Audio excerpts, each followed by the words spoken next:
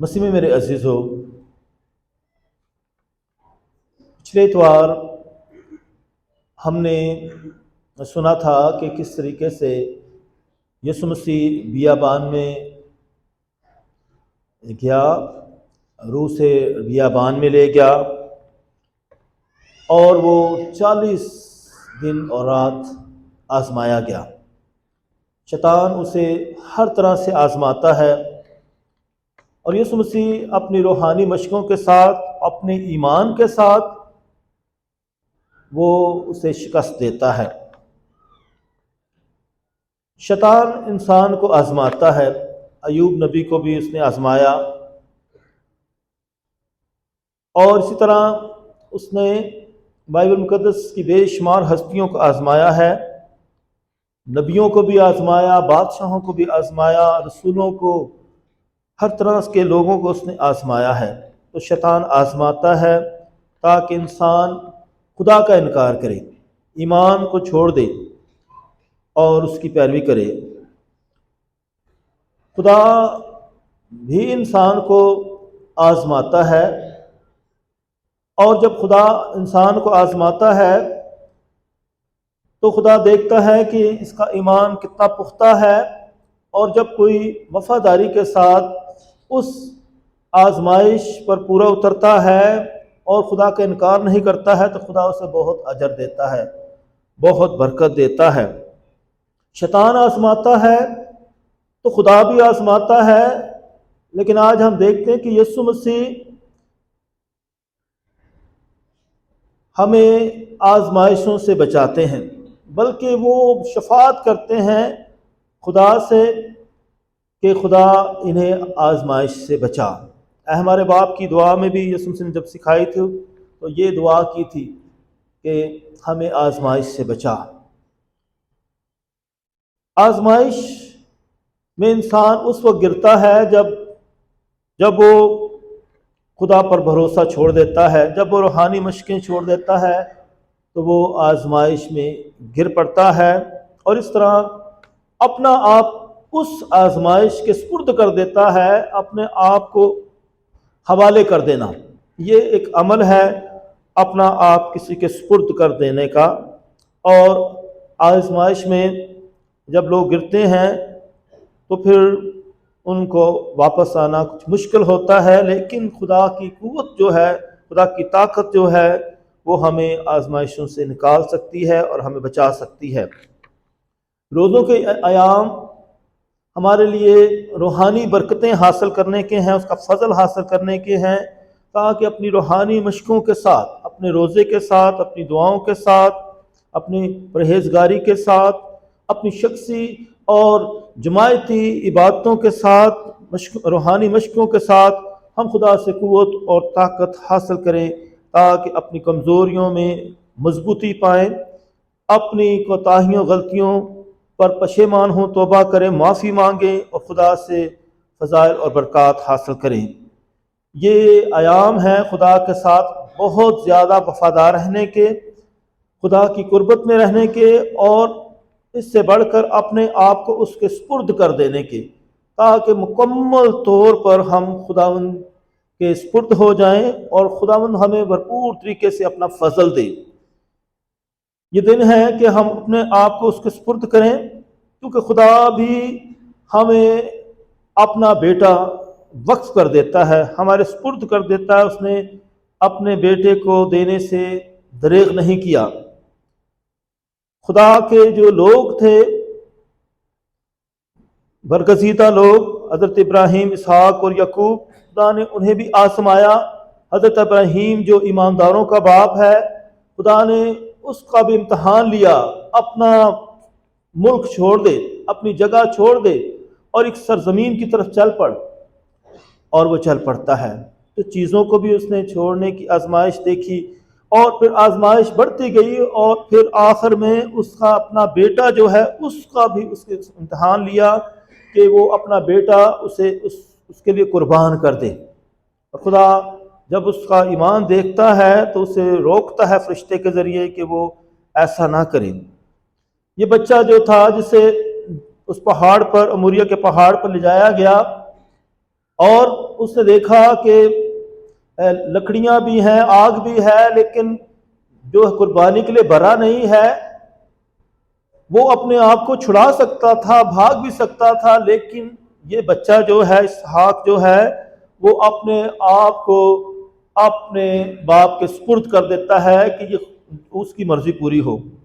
حضرت ابراہیم نے اپنے آپ، اپنی ہر چیز، اپنی اولاد کو بھی خدا کے سپرد کر دیا، اس کے لیے وقف کر دیا، اور اس نے اپنا بیٹا دینے سے دریغ نہیں کیا۔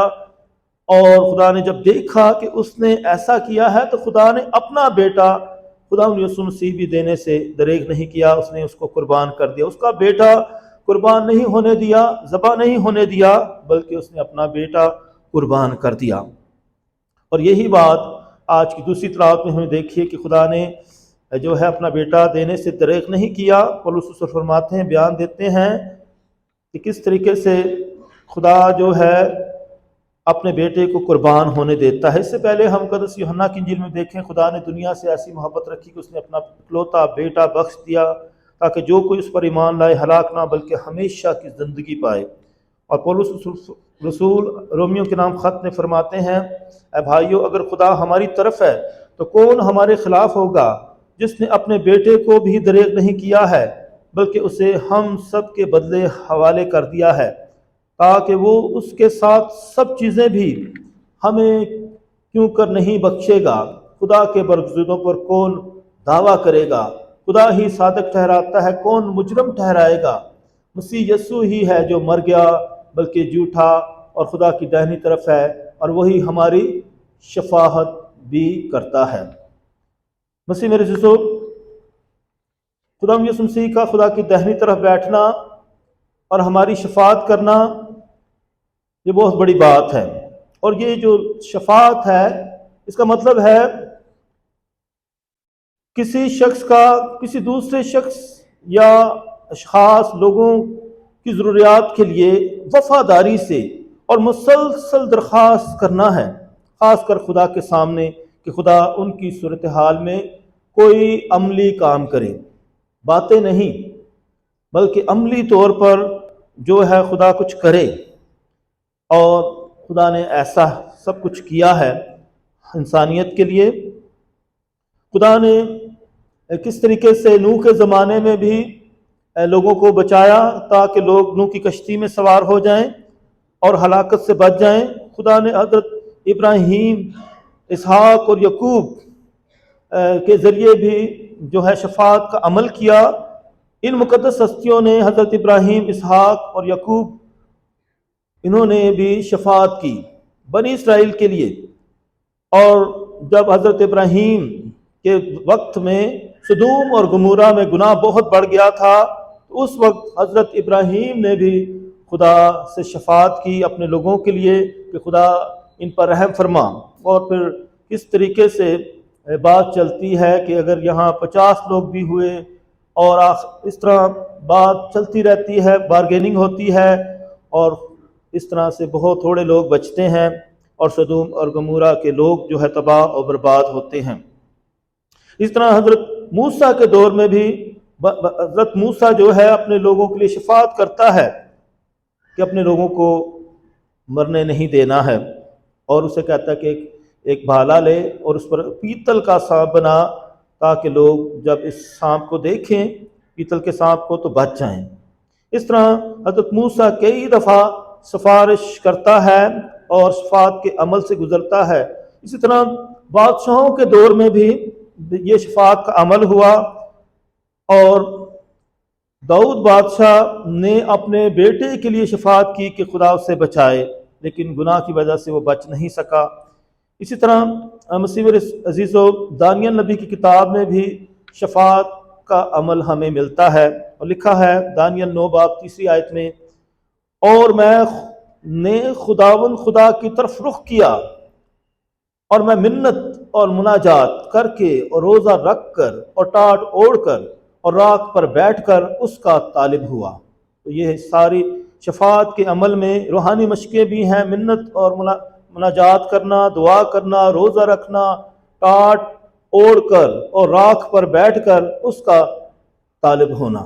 تو یہ ساری جو ہے مشقیں ہیں، علامتیں ہیں شفاعت کی، کہ ہم کس طرح سے دوسروں کے لیے شفاعت کریں، دوسروں کے لیے دعائیں کریں، منت سماجت درخواستیں کریں، تاکہ خدا دوسروں کی مشکلات میں ان کی مدد و رہنمائی کرے۔ اسی طرح کاہنوں نے بھی ایسا کیا، اور ایوب کی کتاب میں بھی ایوب نے اپنے بچوں کے لیے خدا سے شفاعت کی کہ خدا انہیں بچائے۔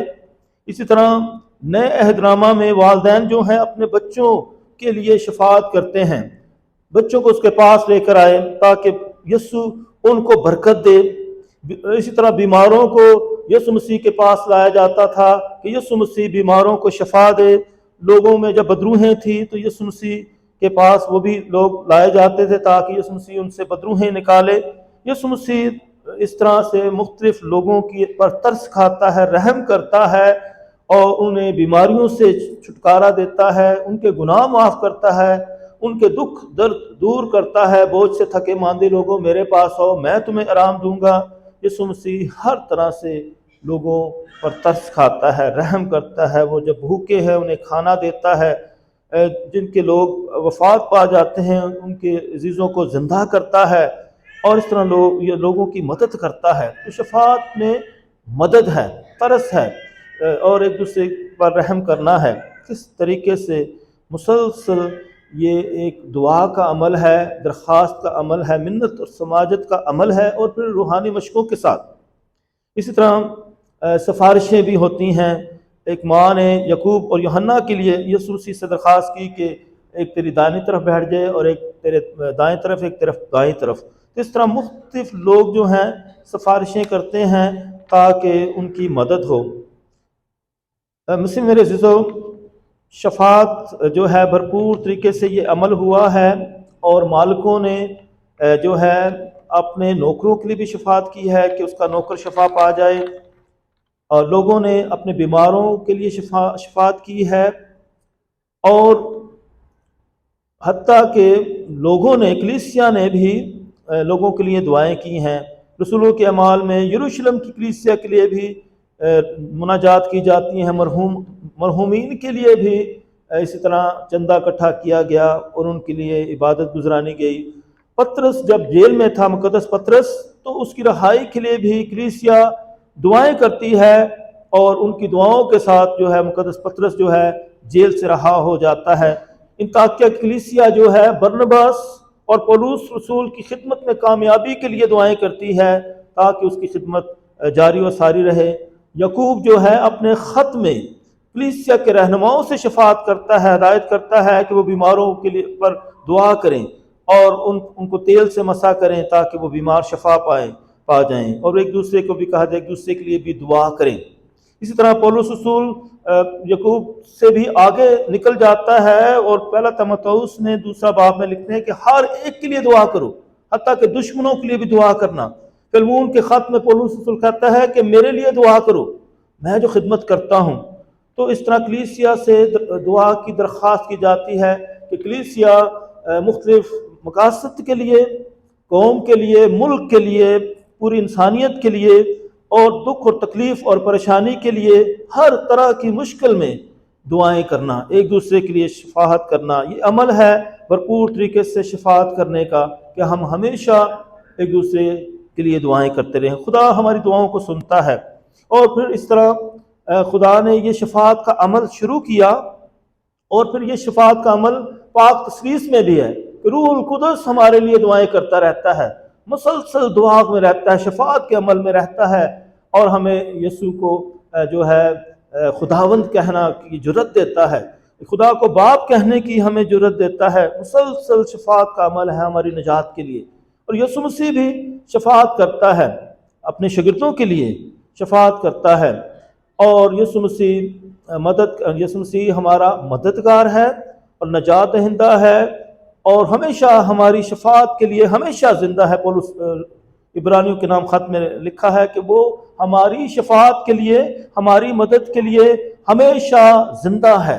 اس طرح مقدسہ مریم سے ہم سفارش کرتے ہیں، جب روزری پڑھتے ہیں اس کی سفارش طلب کرتے ہیں۔ کانا گلیل کی شادی میں اس نے سفارش کی اور یسوع مسیح نے پہلا معجزہ کیا۔ تو یہ مقدسین کی جو ہے سفارش، شفاعت کلیسیا، کیتھولک کلیسیا کا خاص اہم نقطہ ہے کہ کہ ہم ہمیشہ مقدسین سے دعا کریں، درخواست کریں کہ وہ جو خدا کے بہت قریب ہیں تو وہ جو ہے ہمارے لیے شفاعت کریں۔ جب منگل کی عبادت ہوتی ہے، مقدس اینتھنی سے دعا کی جاتی ہے کہ مقدس اینتھنی بھی اس کا نوینہ بھی کیا جاتا ہے تاکہ وہ ہمارے لیے شفاعت کرے۔ اس طرح مسیح میرے عزیزو کلیسیا میں یہ جو عمل ہے شفاعت کا، دعا کرنے کا، یہ جاری و ساری ہے کہ کلیسیا شخصی طور پر بھی دعائیں کرے، علیحدگی میں بھی جو ہے پوشیدگی میں بھی، اور اس کے ساتھ ساتھ جماعت میں بھی، جیسے جمعہ کے روز 14 مقامات کی عبادت اور اسی طرح پاک ماس میں شرکت کرنا، تو یہ جماعتی شفاعت کا بھی عمل ہے، مناجات جو آپ کرتے ہیں اور پاک ماس گزرانی جاتی ہے۔ اسی طرح شخصی طور پر اور جماعتی طور پر بھی جو ہے شفاعت کے عمل جاری و ساری رہتے ہیں۔ تو یہاں یہ ایام جو ہیں ہمارے لیے شخصی اور جماعتی ریاضتوں کے اور درخواستوں کے، منت اور سماجت کے ہیں ایک دوسرے کے لیے۔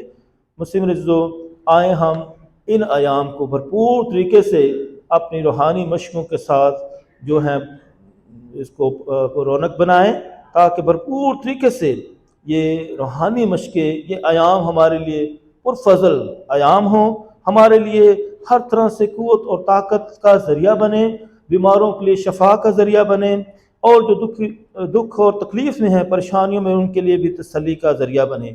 مسلم رضو آئیں ہم خدا سے دعا کریں کہ خدا ہمیں ان ایام کو اچھے طریقے سے گزارنے کی توفیق عنایت فرمائے تاکہ ہم بھرپور طریقے سے اپنے آپ کو نجات کے لیے تیار کریں، ایسٹر کے تہوار کے لیے تیار کریں تاکہ ہم مکمل طور سے پر خداوند سے نجات حاصل کریں اور بھرپور طریقے سے اس سے فضل حاصل کریں۔ مسیح ہمارے خدا مسیح کے وسیلہ سے آمین۔